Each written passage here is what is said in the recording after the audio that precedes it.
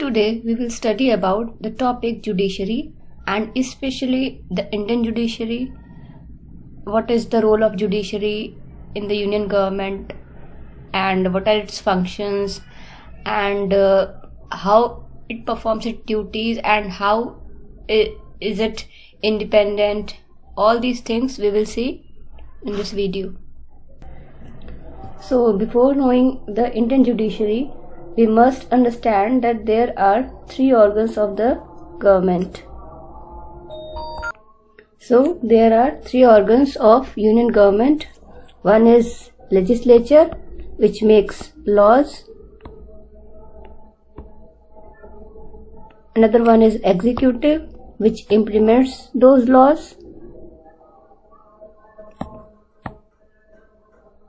And the next one is judiciary, which sees that these laws are not abided by the citizens, and it punishes those persons who found guilty of not following those rules. So it protects the laws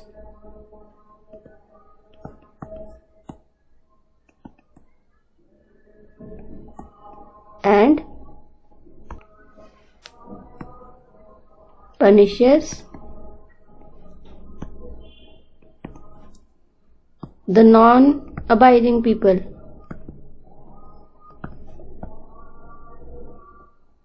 Or you can say culprit.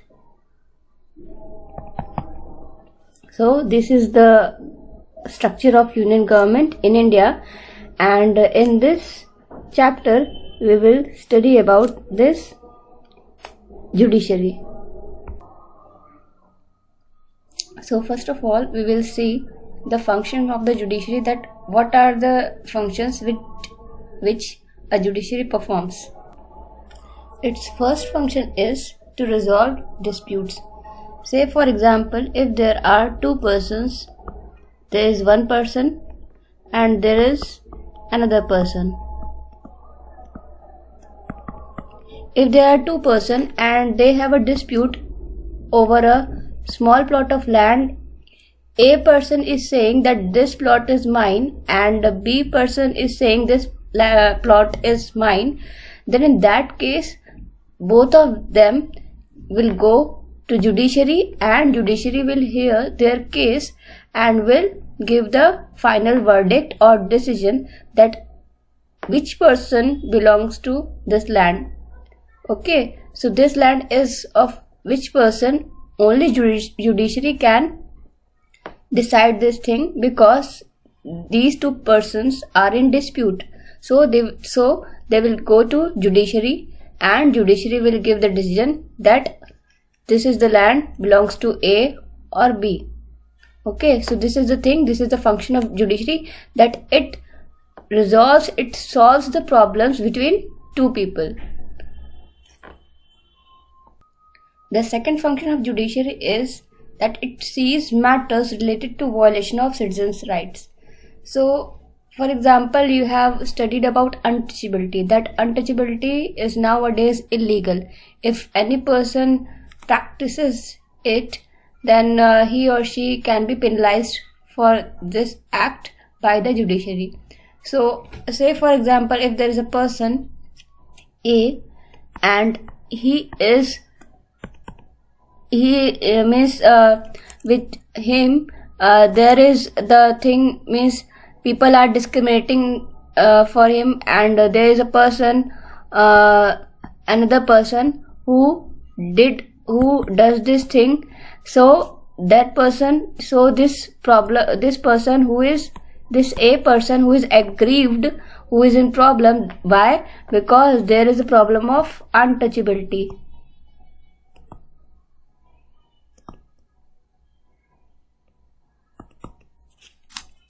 Because this untouchability is practiced, so he is not happy and his right to equality has been violated by this B person. So this A person will go to judiciary and he will demand that his right to equality must be ascertained, and he, because he is a citizen of India and this is his right to be treated equally, So as other people in the country are, he is the same, he is like them also.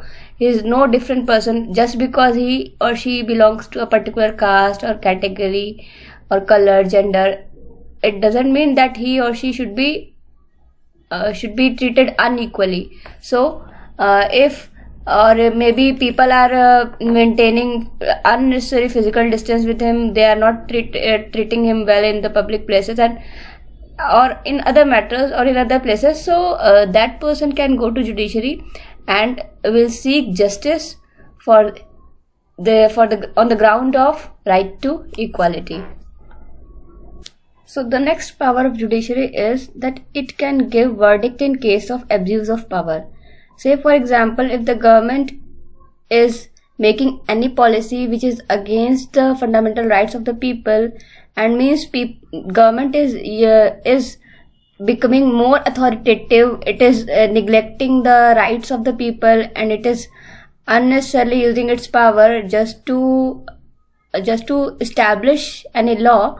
So even people, common public, can go in the judiciary against the government, which is considered so powerful.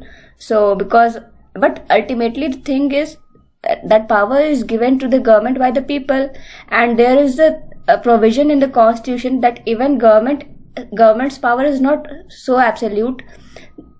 So therefore means people can go to judiciary if their rights are violated, or government is implementing any law which is not in the benefit of the common public. So definitely common people can go to judiciary to see this matter. Means judiciary will see this matter, that whether government is doing the correct thing, whether it is according to the constitutional provisions, or whether the government is unnecessarily creating problems for the common public. So it is the function of judiciary to see this matter between the government and the common public. The next thing is, it hears the cases related to violence, exploitation, or any other issue related to our day-to-day life. Means let's say for example, if a person do violence against any other person, or there are some cases of domestic violence also, so those aggrieved person, that person who is in problem, or against whom these violent actions are being taken, that person can go to judiciary, and that yes, and he or she can claim that yes, against him such kind of violence has been done. So judiciary will look into that matter. And the next thing is exploitation. If a person is exploited by another person or harassed by another person, then that aggrieved person can go to the judiciary, or any other issue related to our day life in which two peoples are engaged, and means two people are in the clashes and there is conflict between them. So definitely those people can go to judiciary to seek justice. Then judiciary will see this matter, that whether which person is correct, and it will impart justice to the aggrieved person. So to perform all these functions which we have so far seen or discussed, to perform all these functions and many other functions, and the one more thing which I would like to add is the interpreter of the constitution. So one more thing is the interpreter of the constitution, which is the function of judiciary, which only judiciary can do. It should be known to you that Dr. B.R. Ambedkar is the father of the constitution. So if even if the government is not able to understand what are the constitutional provisions, so in that case even government can seek advice from the judiciary, from the judges of Supreme Court and High Court, that what judiciary says on that particular matter. Then judges will advise PM or President that what should be done on a particular issue according to constitution. So judiciary is the final interpreter of the constitution, because it is only the judges who know the nuances of constitution, and there are many terms legal terms which are written in constitution, which only the person who has studied the law, who has practiced the law in the judiciary, only those can explain the things about the constitution.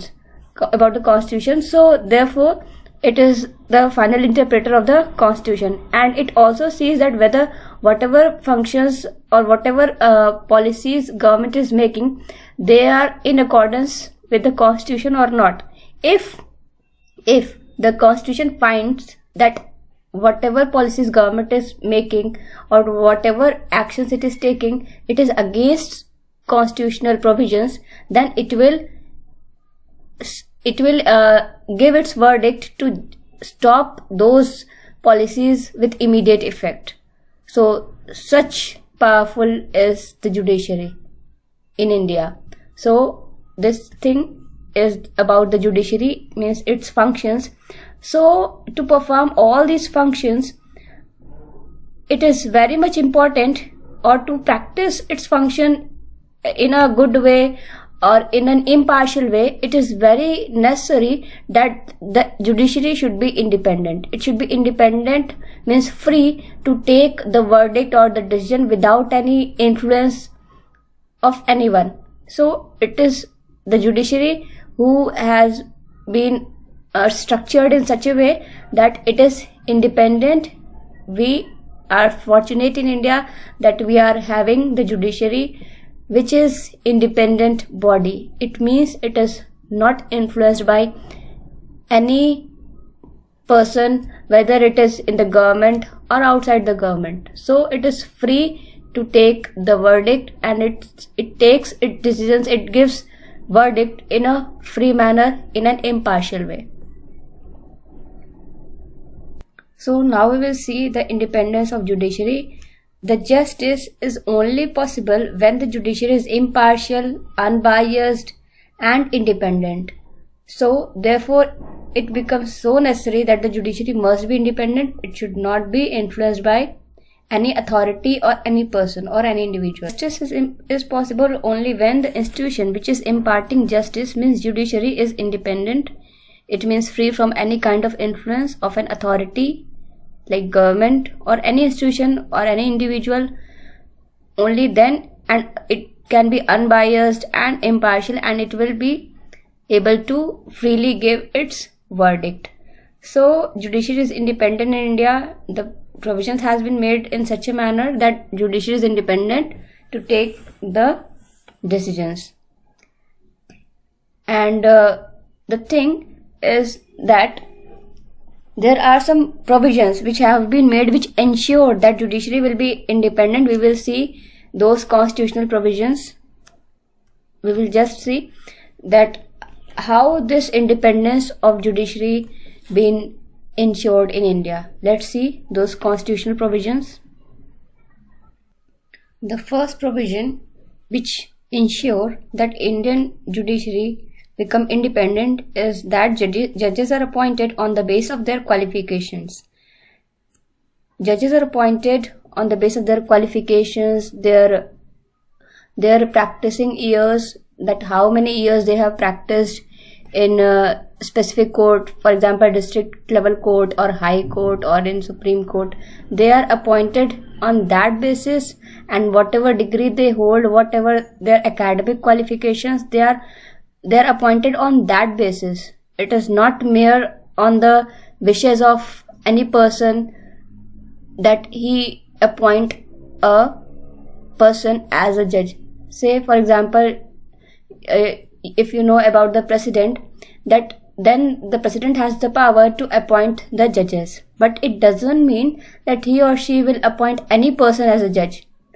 He or she has to follow the provision which is made in the constitution, that the person who is qualified enough to hold the position of a judge, only that person will be appointed as judge.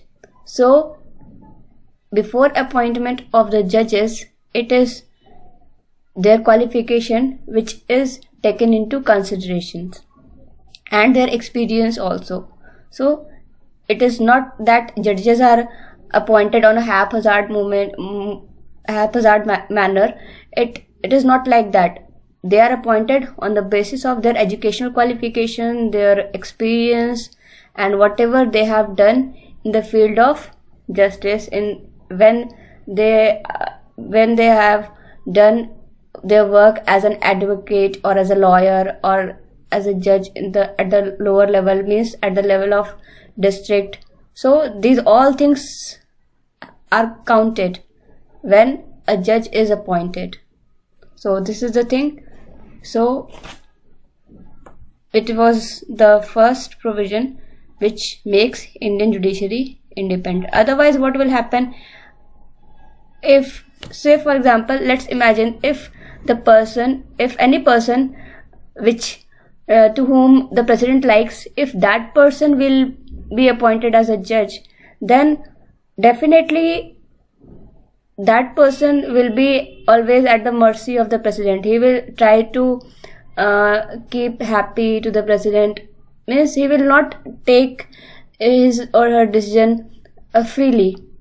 So this is the thing, that whosoever will be appointed as a judge, he will only be appointed on the basis of their qualifications, their merit, otherwise not. So if the person is appointed on the basis of their qualities, qualifications or merits, then definitely he will feel free to impart justice, because he know that he is the worthy person, he is the able person who has been appointed just because of his qualities. So he or she will be confident enough, and he or she will not be at the mercy of any individual, and thus he or she can impart the justice in a free manner. So this is the thing.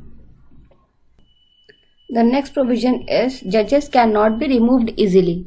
The special procedure to remove them is impeachment. Once appointed, it is not so easy to remove a judge, and there is a lengthy process of their removal if in case the situation arises that a judge has to be removed from his or her position. Then that procedure is known as impeachment. But it is not so easy, because for that the approval from both the houses must be taken, and it is not an easy process. So the thing is that one thing is for sure, that if they will be removed easily, then definitely they will have some fear in their mind that they can be removed anytime. So there is the sense of security that yes, if they are appointed on the post of a judge, then it is so they will not have a fear of removal from their position, and in this way they can give their verdict in a free manner. And they also know that if the case arises, that if the removal process happens, which only happens in case a judge is not doing his work according to constitutional provision, or is violating the provisions of constitution, or is not able to perform his duty in that case in a legal way, so in that case only he or she will be removed, and which is again a very lengthy and very cumbersome process. So after knowing this, that he or she will not be removed easily, definitely he or she will give justice in a free manner, in an independent manner, without influenced by any person or any individual. Then the next provision is the judges are paid adequately, means they are paid in a proper amount. Their salary is no less, they are paid adequately. Their salary and allowances cannot be reduced during their tenure. So when they are performing their duties in the judiciary, their salary and other allowances, other benefits which they get because they hold the position of a judge, so their salary and allowances cannot be cut, cannot be reduced, and they are paid adequately. So there will not be any chance of bribe. Okay, so means they will not be bribed, because they know that they are getting a adequate salary, a good salary. So definitely it will keep them away from bribing. Okay, so this is the thing, that judges are paid adequately in an adequate amount. Their salary is so good and allowances are so good, and it will not be reduced. That suppose if if they will have the fear that their salary can be reduced, or it is on the wish, or on the means it is on the wish of the any person that he or she will increase his salary or reduce his salary, then definitely they will be at the mercy of that person. But this is not the case. They know that there's whatever the salary is fixed during their appointment, it will be continued till their completion of tenure, till their retirement. So there is no such fear that their salary can be reduced or can be minimized, or there will be some fluctuation in their salaries and allowances. So definitely they have this monetary security, means security in the sense of, in terms of money, that they will get adequate money to survive their family. So there is no case to bribe themselves, means they will be independent enough to take the decisions. So this is the thing. The next provision is the tenure of judges is fixed. The tenure means the term or the time for which judges perform their duties. So that tenure is fixed, which cannot be reduced. So again, they will feel free to impart justice.